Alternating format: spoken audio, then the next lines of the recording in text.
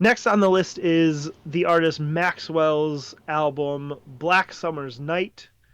This was released on July 7th, 2009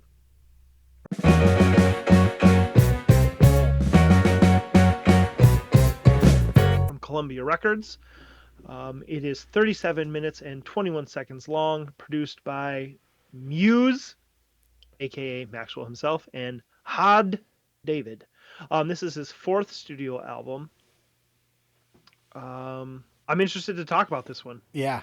What did you think? Hey, it's Kyle. Just jumping in real quick to ask, do you approve this groove? Let us know in the comments. Give us a quick thumbs up, subscribe to the channel, and join the conversation. Straight banger.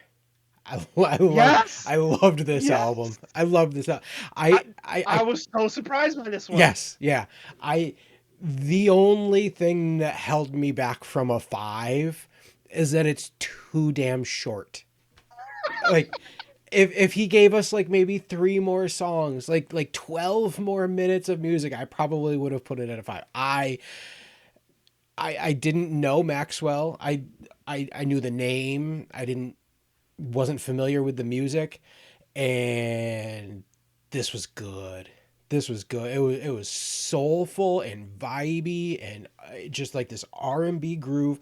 I loved I loved that for the most part, not entirely, not 100%, but I loved that so much of it was a live band playing.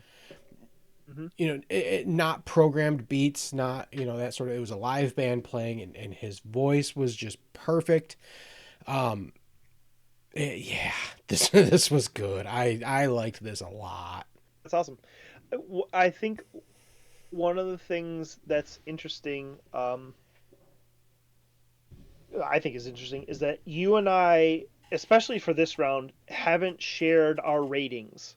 You know what I mean? Yeah. So we're going into this not knowing what each other is thinking, Mm-hmm. and we're generally pretty close, within a point or two for Mm-hmm. the points that don't matter.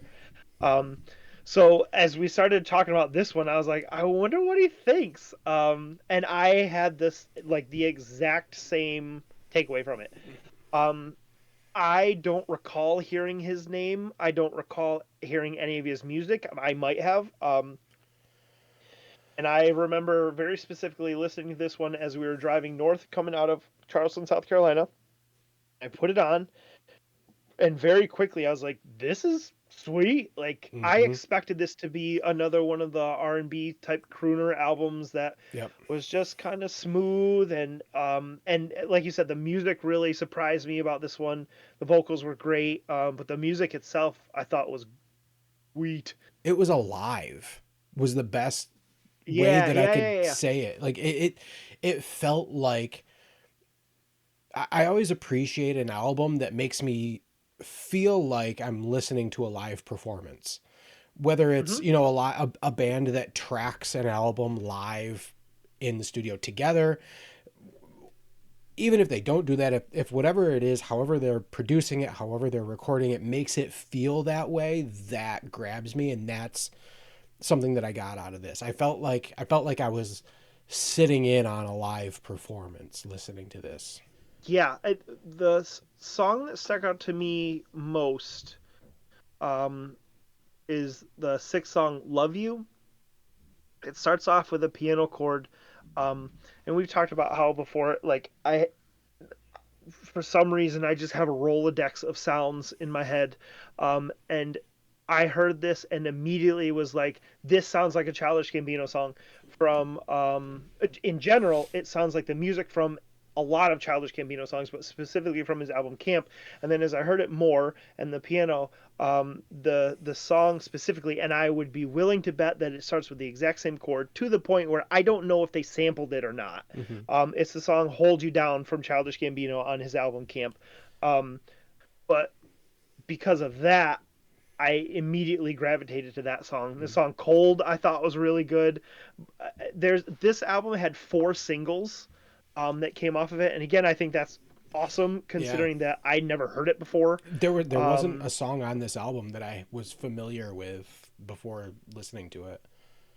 right, right, right, right, right, right. Um, Yeah, I really liked it. This is I so did you get a like a 4.5? I gave it a 4. I didn't. I mean, I You guess gave it a 4. I mean, Okay. I could go up to a 4.5. Yeah, Okay. yeah, You definitely. gave it a 4. I Strong 4. Yeah. I would give this probably a 4 also. There's enough here and I think enough to unpack and appreciate that I would definitely put some of the songs on, and as I shuffled through them, like leave the others on and enjoy them. Hmm. Um, this is a good one. I Yeah. really liked this one. Um, it did well critically. It topped the U.S. Billboard 200. It was at number one there, and it topped the R&B hip hop albums. It went platinum in the U.S. Um, I mean, it was a critical and commercial success. Again, for an album that this was not that long ago, and I didn't know this album existed. I mentioned before, like this was also pretty much transition, I guess, a little more into post-hardcore at this point. But like I would not have looked for this or been in a place where it would have come across my ears. But I enjoyed checking this one out. Yeah. It earned Maxwell 2 Grammy Awards at the 52nd Grammys. Um, this it was a smash. I mean, sure, I can see rightfully that. Yeah. placed on the list. I can see why. It was cool. I enjoyed it. Anything we didn't talk about with this one? No, no. I appreciate that you brought up Childish Gambino because I'm gonna bring him up later. All right, Yeah. cool. Teaser. There we Yeah. go. Sweet. That was Black Summer's Night from Maxwell in at 467. Hey, thanks for watching. We'd love to know what you think of this album, so let us know in the comments. Do you approve this groove? And as always, a quick thumbs up helps a lot. Subscribe so you can see all 500 albums, and we'll see you on the next record.